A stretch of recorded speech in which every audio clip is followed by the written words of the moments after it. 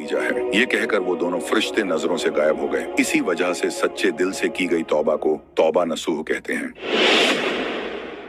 नसूह एक ऐसा मर्द था जो औरतों जैसी शक्ल व सूरत रखता था, नर्म आवाज, नाजुक जिस्म और दाढ़ी के बगैर। वो इसी जाहिरी भेस का फायदा उठाकर जनाना हमाम में औरतों का मसाज करता था। ये उसके लिए जरिया माश भी था और उसके दिल में छुपी ख्वाहिश की तकमील भी। कई बार जमीर ने उसे मलामत की, मगर हर बार वो अपनी तौबा तोड़ देता था। एक दिन बादशाह की बेटी हमाम में आई और मसाज के बाद उसका कीमती हीरा कहीं खो गया। शहजादी के हुक्म पर सबकी तलाशी ली जाने लगी। नसूह बदनामी और शर्मिंदगी के डर से एक कोने में छुप गया। जब उसने देखा कि कनीजें उसे ढूंढ रही हैं, तो उसने रोते हुए सच्चे दिल से खुदा से तौबा की और दुआ मांगी, ऐ अल्लाह, मैं वादा करता हूँ कि आज के बाद कभी ये गुनाह नहीं करूंगा, मेरी लाज रख ले। उसकी दुआ अभी खत्म भी नहीं हुई थी कि बाहर से आवाज आई, नसूह को छोड़ दो, हीरा मिल गया है। नसूह की आंखों में आंसू थे और दिल में इत्मीनान। उसने शहजादी से रुखसत ली और घर आ गया। नसूह जान गया था कि अब इस शहर में रहना मुमकिन नहीं, जहाँ की औरतें अब भी उसे चाहती थीं। उसने अपनी तमाम नाजायज कमाई गरीबों में बांट दी और शहर छोड़कर एक वीरान पहाड़ी पर चला गया। वहाँ वो अल्लाह की इबादत में मशगूल हो गया।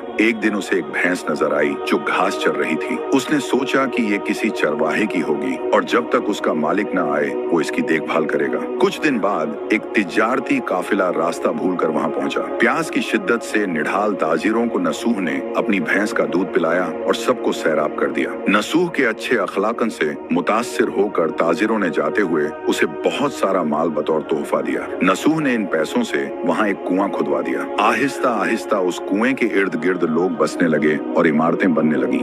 नसूह की नेकियों की वजह से सब उसकी इज्जत करते थे। नसूह की नेकी और शोहरत के चर्चे बादशाह तक जा पहुंचे। बादशाह उससे मिलने का बेहद मुश्ताक था, लेकिन नसूह ने बादशाह के पास आने से इनकार कर दिया। इस बेनियाजी ने बादशाह की मिलने की तलब और बढ़ा दी और उसने खुद नसूह से मिलने का फैसला किया। जब बादशाह नसूह की बस्ती में दाखिल हुआ, वहीं उसकी रूह कब्ज हो गई। चूंकि बादशाह बतौर अकीदतमंद नसूह के पास आ रहा था और रियाया भी नसूह की खूबियों की कायल हो चुकी थी, सब ने नसूह को बादशाह के तख्त पर बिठा दिया। नसूह ने इंसाफ का निजाम कायम किया और उसी शहजादी से शादी कर ली जिसके गोहर की वजह से उसे हिदायत मिली थी। एक दिन एक शख्स दरबार में आया और अपनी गुमशुदा भैंस का जिक्र किया। नसूह ने मुस्कुराते हुए कहा, तुम्हारी भैंस मेरे पास है और आज जो कुछ मेरे पास है वो सब उसी की वजह से है। इस पर वो शख्स कहने लगा, ऐ नसूह, जान लो, न मैं इंसान हूँ और न ही वो जानवर भैंस है। हम दो फरिश्ते थे जो तुम्हारा इम्तिहान लेने आए थे। ये सब कुछ तुम्हारी